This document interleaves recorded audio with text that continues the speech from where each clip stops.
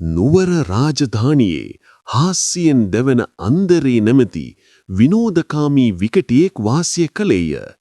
ඔහුගේ හාස්‍යයට රජුගේ කනසැල්ල පවා මකා දැමීමට හැකිවිය. දිනක් රජු අන්දරේගේ බුද්ධිය පරීක්ෂා කිරීමට නොහැකි අභියෝගයක් දී තීරණය කළේය.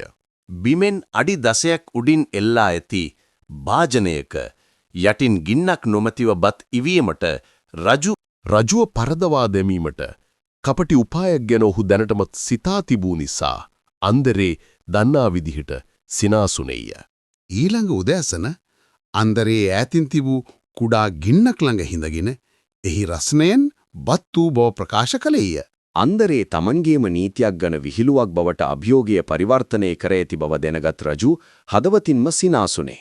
උපහාසය සහ හාස්‍යය ඕනෑම කඩුවකට වඩා තියුණු විය හැකි බව අන්දරේ නැවතත් ඔප්පු කළේය.